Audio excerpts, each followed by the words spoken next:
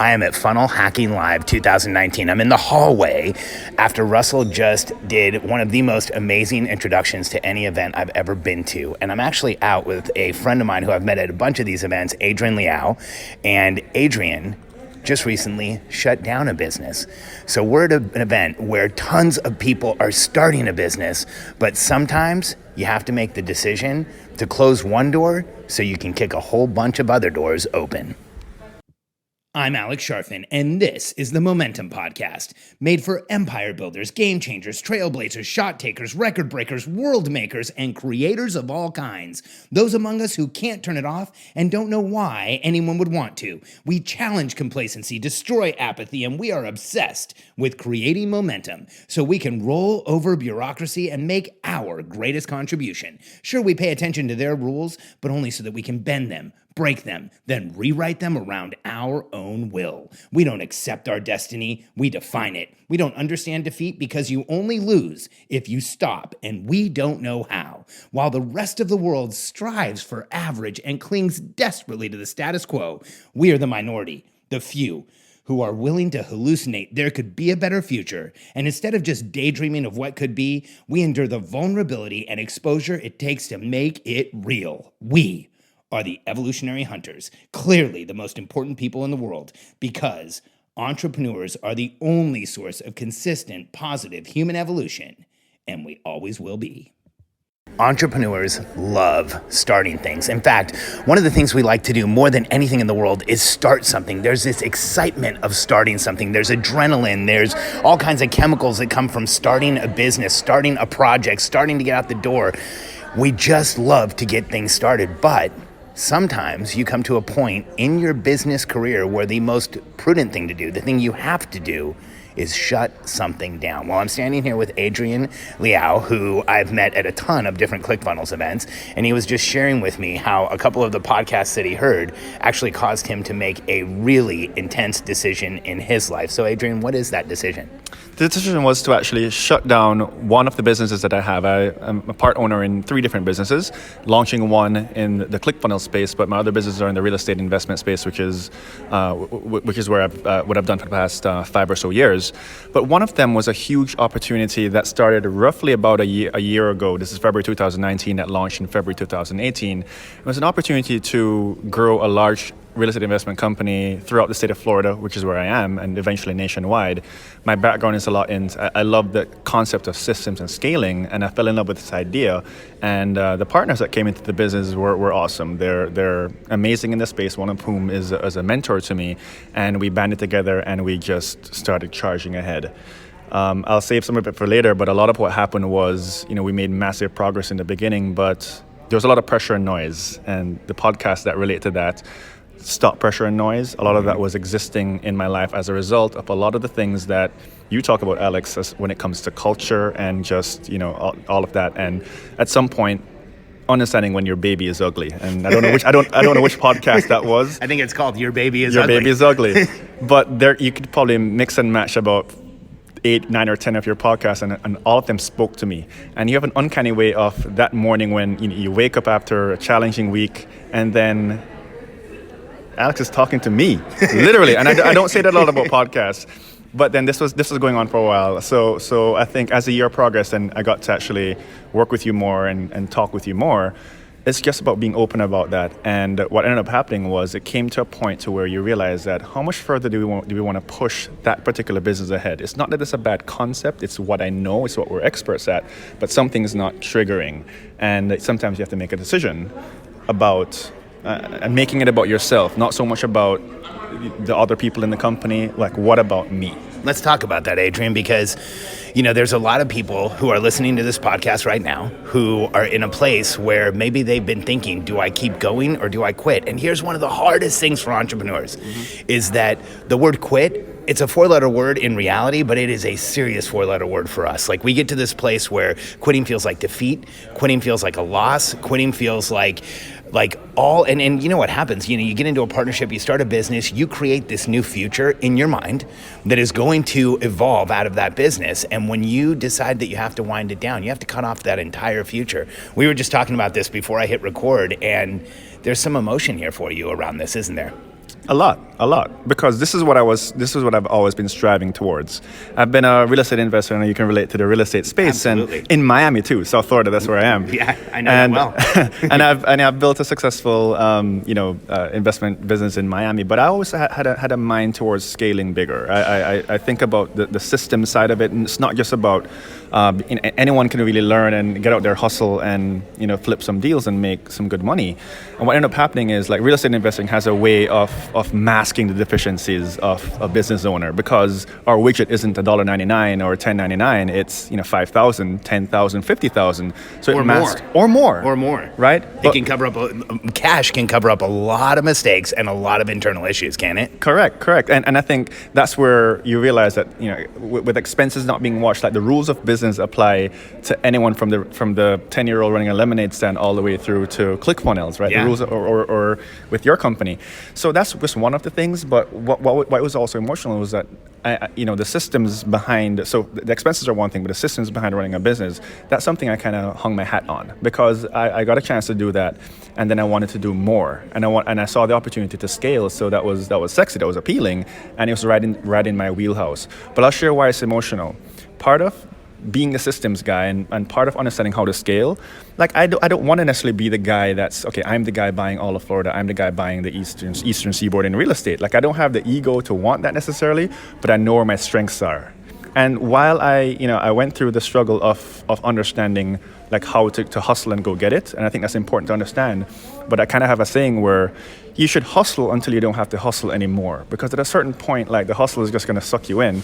Maybe some people love and they live for that every single day, but the quality of life, what do you want, your vision, and that wasn't clicking for me. I like being the systems guy and understanding how to scale things as opposed to running the whole operation.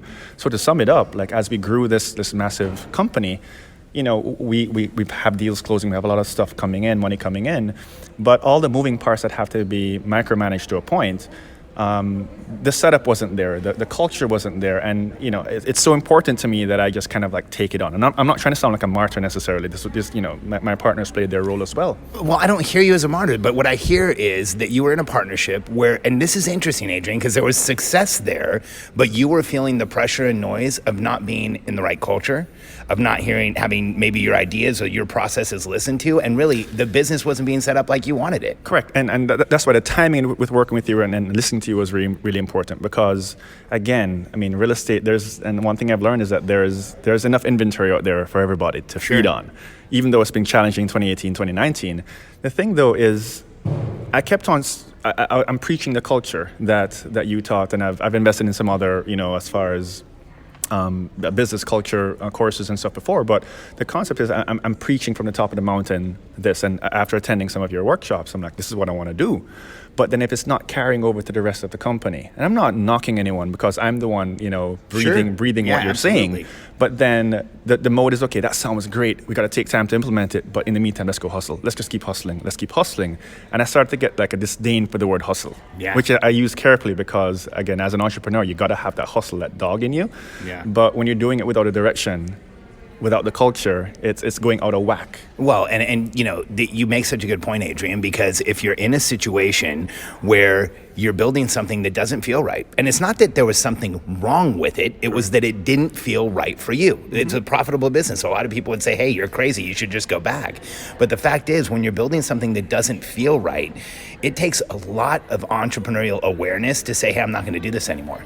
Mm-hmm. I'm going to pull back. I'm going to get out of this. In fact, your partners probably thought it was a little weird that you decided to walk away from a profitable business where you guys were making money. Correct. And there's always two sides to that. We're making a lot of money, but then there's the expenses side. But either way, even if we double down, there's an opportunity to double down. And even if everyone's on the same page now, am I going to look back and make it even more profitable, more successful, and be unhappy? And for the first time, I started to feel it. You know something? In about 2 months from now, 3 months from now, next year, forget that. Right now, I'm not happy. So why do I want to keep plugging away at something I'm good at, but seeing the makeup around me was not going to make me happy? And I had to make a decision to move on from it. And it's not that I made a decision one day.